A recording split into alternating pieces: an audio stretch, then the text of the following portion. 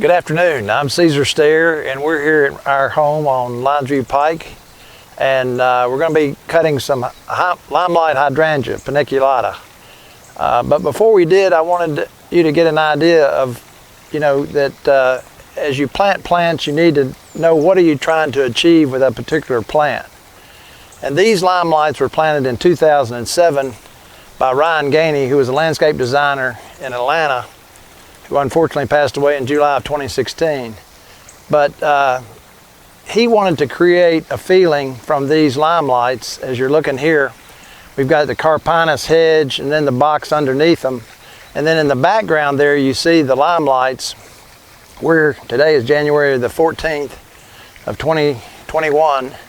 And so they're now what were white blossoms in a cone shape. They still got the cone shape, but they're now brown. But I love that color.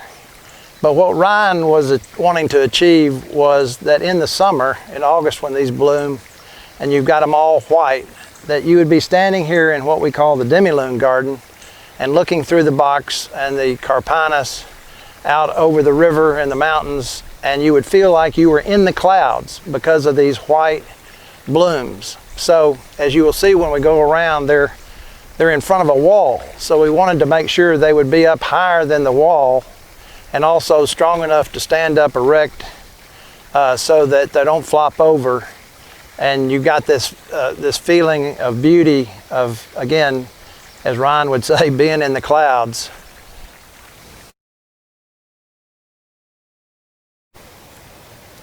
Okay, now we've come around to the other side, if you will, of the wall, and we're standing below the wall a little bit. The wall gets higher, as you can see, going what we would call down southwest.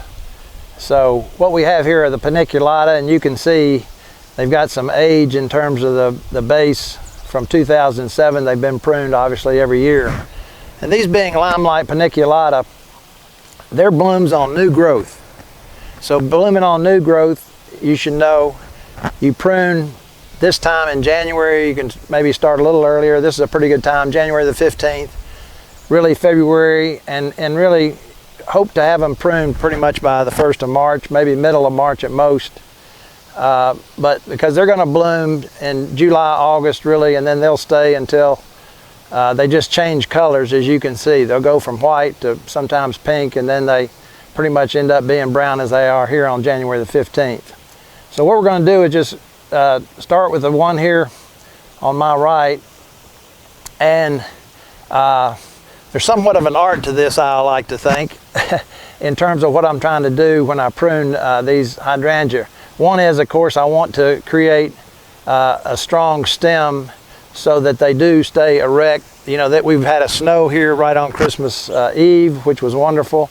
So they've been through a snow, they've been through rain, wind, the whole thing, and you can see, for the most part, most of them have bounced back and are still standing erect. And that has to do with how you prune them. First of all, start with our secateurs, which my mentor for life, Marcia Lehman, taught me early on. You need to make sure these are clean, so I cleaned them with Lysol before we started. Also have another small pair of pruners over here, a little bit bigger, that I've also cleaned. So that's where we start. And then what I'm going to do is, this is exactly how we found it out here, and I haven't touched these since the summer. So we're just coming out first day and looking at these and seeing some of the blooms are on the ground. Some of the blooms have fallen into the plant. And then, we start, what I do is to try to take out the ones I know I want to get rid of. You see this one's been around, so I'm going to come in here at the base here right before the node there where it's up to the old stem, and I'm going to cut it. And then anything like this little one I'm going to cut. And then I'm going to cut this one because I know the wall is here. I don't need a whole lot here on the wall. That one's sort of in here in the middle, so I'm going to cut it. And then again, these ones, what you want to try to do on any plant, and particularly these Limelights, is to try to keep the middle area open. So any of these dead areas that we'll try to get in here, hope I'm not blocking the camera, you know, these are what I call the little suckers, and some of these get to be almost like straws. They're pretty much empty, and you can cut those pretty quickly. This one is inside here, another one here, and then I know this one's inside and it's going up in the middle, so I'm going to take it out.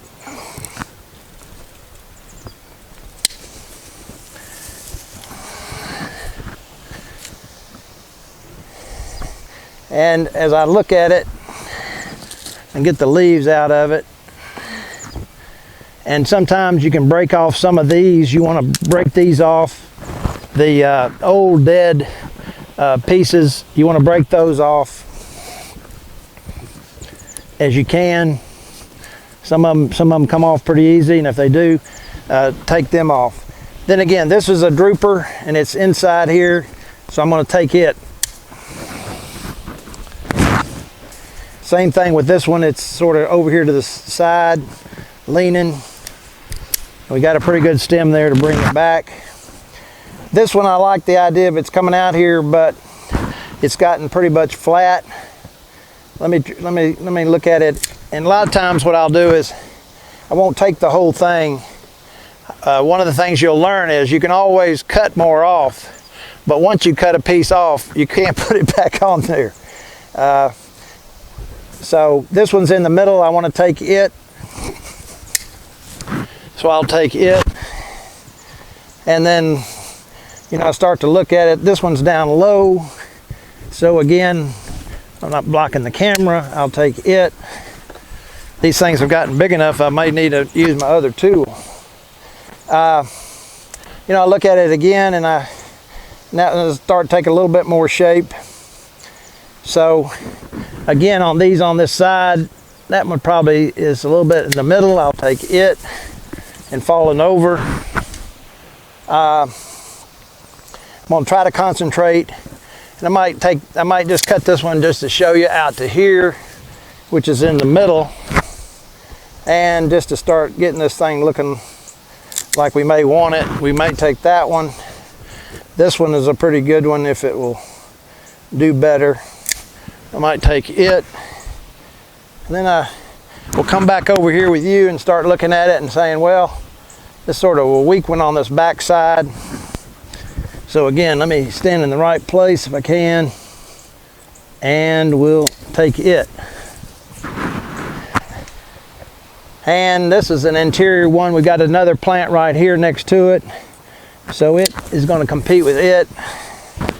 So I know I'm going to have plenty of blooms in that area, so I don't really need it. I can take it back, and of course all these are going to come back, which is hard to believe, but they do.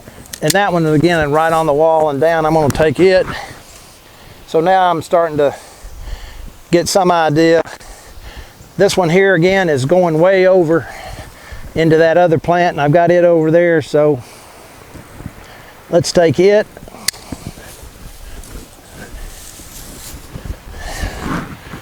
And then what I start looking at, I start saying, well, do I want to raise, if I wanted to raise the blossoms, the blooms, then I'm not going to cut it that far back.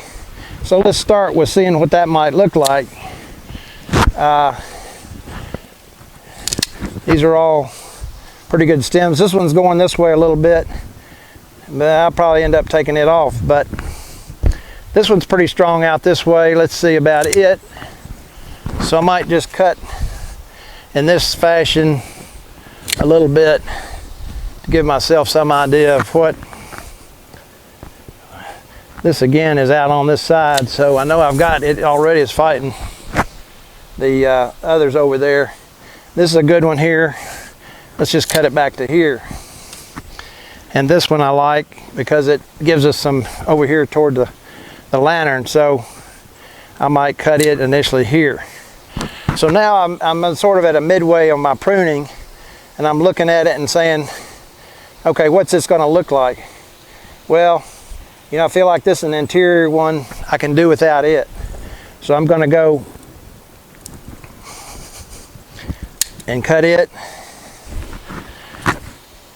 And then I'm still looking at it and sort of looking and seeing what do I want to cut next, and I'm thinking really this one is also an interior one. Let's take it on back.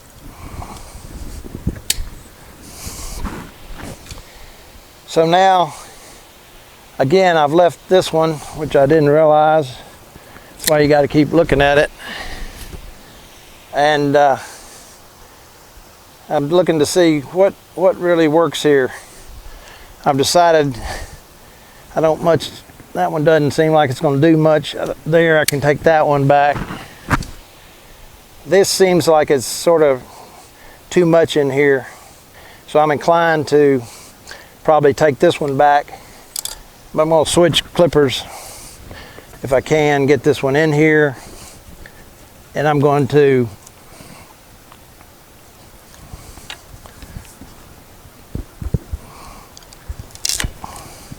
take that one right there. Now, what I've learned is that if I leave them at this height, you know, I'm going to get blossoms, I'm going to get stems off of up here, but as they go up, they're going to be pretty weak. And so what I've learned is that you're better off not going out more than 3, I call them nodes, out from the basic stem. So you got 1, 2, 3, 4, 5, 6, really, and you cut right above the node. So I've really got 7 here. And I'm sort of debating whether I really like this or not, but at the very least, I'm going to take it back 1, 2, 3. I probably would take it back at least to maybe 2. So I'm going to cut it.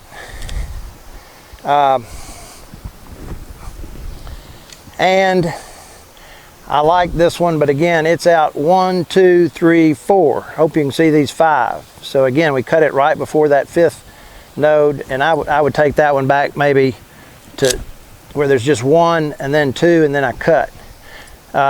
On this one, same thing, 1, 2, 3, 4, 5, and we cut. So I'm going to take it back to 2. Cut it. Same thing with this one, 1, 2, 3, 4, 5, 6, 7, 8. Where we cut it before, well, again, it's going to compete with the plant right next to it, and 8 is going to create a pretty weak stem, so I'm going to go back again to about 2. Means 1, 2 off of the stem here. And again, like this one, it's a pretty strong one. I'm going to go back to 1, 2 and cut it. Same thing on this one over here. I've got 1, 2, 3, 4, 5, 6, 7. I probably all I need is 1, 2. And of course, as I look at these, and I'm going to swing around on this side, again, I've got 1, 2, 3, 4, 5. So I'm going to, let's go back to at least 2. And 1, that looks like it's been rubbed. 2, I might go back to 1 here, or actually there's 1 and then 2. So let's go back to here because of that scratch on it. And then I've got 1, 2, 3, 4, 5, and these are fairly easy to see. I don't know if they're picking up on the camera, but I might cut this one at say 1, 2, that'd be 3. Let's try it at 3. And then this one that's sticking up, it's at 3. I might take it back to 1. I want it to be good and strong because it's the one that's going to go up.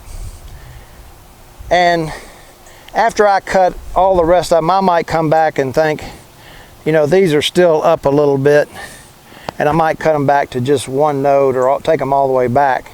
But generally speaking, you know, it looks like a major cut, and it is, but that will give me a strong plant come this summer when they will start. Really, they start in the spring.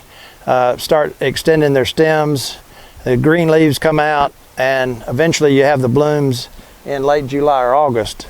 But at this point, I've got a good clear opening in my plant. I don't have any, well, there's a piece of dead. you know, I've got a pretty good, made pretty good cuts, and I've got room for those to come on up and be a beautiful plant hopefully this August.